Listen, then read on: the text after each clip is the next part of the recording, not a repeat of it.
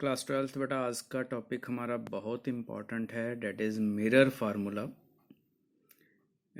Mirror formula भी हम दो तरीके से कर सकते हैं। कनकेव मिरर के लिए हो सकता है, कन्वेक्स मिरर के लिए हो सकता है। दोनों ही आपकी बुक में दिए हुए हैं। तो हम पहले कनकेव मिरर के लिए इसको डिस्कस करते हैं। तो इसकी डायग्राम को बेटा पहले ध्यान से देखो। आपके पास कनकेव मिरर है इस तरह से, जिसके यहाँ पर P मतलब पोल है, एक ऑब्जेक्ट प्लेस किया हो यहाँ से A से लेकर B तक, और A से लेकर P तक जो लाइन है this is a principal axis.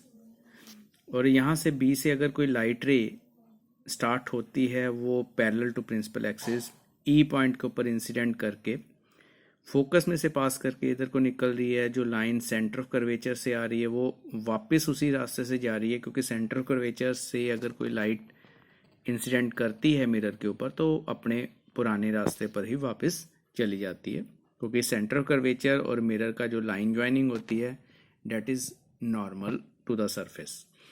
उसके बाद बी से एक लाइन जो है पॉइंट पी के ऊपर आ रही है, तो पी से भी लाइन उसी पॉइंट के ऊपर मीट करेगी जहाँ पर पहले दो लाइंस मीट की हैं। और यहाँ पर ये तीनों लाइंस मीट कर रही हैं, वहाँ पर इमेज बनेगी। बी की इमेज कहाँ पर आएगी? B dash. ए की इमेज ए डैश। तो आपके पास ए डैश बी डैश जो है वो इमेज होगी ऑब्जेक्ट ए बी की। एफ से लेकर पी तक का जो डिस्टेंस है which is called focal length small F, और इमेज से लेकर पी तक का जो डिस्टेंस है which is written as small V, and object से लेकर पोल तक का डिस्टेंस है उसको हम यू लिखते हैं, स्मॉल यू। अब इसको मैथमेटिकली हम किस तरह से करेंगे, उसको करने से पहले एक कंस्ट्रक्शन कह सकते हो। यहाँ पर ई पॉइंट से कर रहे हैं, ई से हम परपेंडिकुलर नीचे की तरफ ड्रॉ कर रहे हैं, और वो परपेंडिकुलर जो है पॉइंट एन के ऊपर मीट करता है प्रिंसिपल एक्सिस के ऊपर।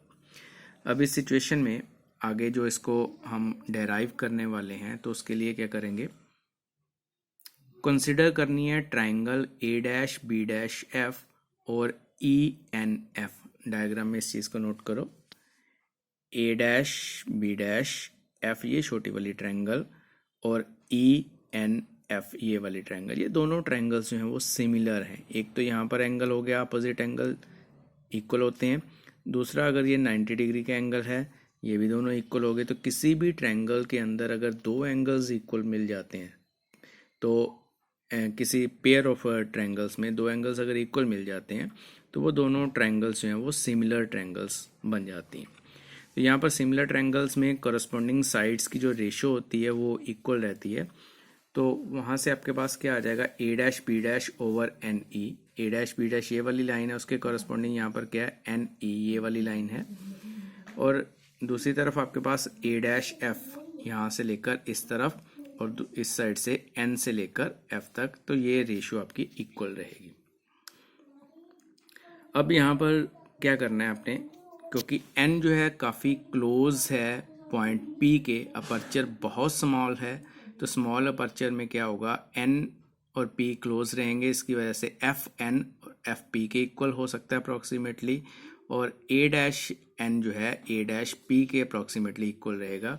तो ऐसी सिचुएशन में आपके पास ये वाली ऊपर वाली इक्वेशन क्या बन जाएगी, A dash B dash over A B which is equal to A dash F over P F. अब ये ए बी कहाँ से आ गया, उसमें आपने एन ई लिखा था यहाँ पर, ये पॉइंट के ऊपर एन ई, और यहाँ पर अगर इस पैरेललोग्राम को कंसिडर करते हो तो एन ई किसके बराबर होगी, साइड ए बी के इक्वल होगी। तो इसकी वजह से यहाँ पर हमने ए बी लिख दिया। तो ये आपके पास फाइनल रेशो बनेगी यहाँ पर। उसके बाद नेक्स्ट यहाँ पर हमने एक और चेंज किया, वो क्या है कि आपके पास जो साइन कन्वेंशन है उसमें लिखा था कि all the distance will measured from the pole of the concave mirror. तो हमें जो टर्म है यहाँ पर वो उसमें P चाहिए था। तो P के लिए हम क्या करते हैं, जो A डैश F है उसको हम थोड़ा सा मॉडिफाई कर देते हैं। क्या लिखेंगे उसको, P A dash minus PF। तो ये आप अगर डायग्राम को देखते हो तो आपके पास ये वैल्यू जो है वो किसके बराबर हो जाएगी, A डैश F के इक्वल हो जाएगी। उसको हमने इस तरह से लिख दिया। नीचे आपके पास PF आ जाएगा। सेकेंड, आप यहाँ पर दूसरी ट्रायंगल डायग्राम में कंसिडर करते हो, वो कौन सी है, A B P which is similar to A dash B dash P. अब ये दो ट्रायंगल्स जो हैं वो सिमिलर हैं, तो वहाँ पर भी सेम इसी तरह से रेशियो एक बन जाएगी, A dash B dash over A B is equal to P A dash over P A. तो इन दोनों को कंपेयर करना है हमने। कंपेयर करोगे, एक तरफ तो आपके पास A dash B dash over A B है दोनों साइड्स पे, तो दूसरी साइड्स जो हैं उनको आप इक्वल कर दोगे इस जगह पर। अब पी से लेकर ए डैश का जो डिस्टेंस है वो स्मॉल वी है, बट वो स्मॉल वी किस डायरेक्शन में होगा, क्योंकि पोल से अपोजिट डायरेक्शन में है तो माइनस वी हो जाएगा। पी एफ जो है वो माइनस एफ हो जाएगा, और P F again minus F, और यहाँ पर P A dash minus V और माइनस यू। साइन कन्वेंशन हम यहाँ पर यूज़ कर रहे हैं। उसके बाद इसको जब पूरा सॉल्व करोगे mathematically, you will get 1/v plus 1/u plus 1/v is equal to 1/f। तो ये जो आपके पास फार्मूला बना, this is called mirror formula. बहुत इंपॉर्टेंट बेटा फार्मूला है, न्यूमेरिकल्स में भी इसका यूज़ हो सकता है, वैसे भी आपको क्वेश्चन के तौर पे भी आ सकता है। सो अच्छी तरह से बेटा इसको लर्न करना है, याद करना है। उसके बाद यही चीज़ आपको जो है वो नीचे कन्वेक्स मिरर के लिए भी है।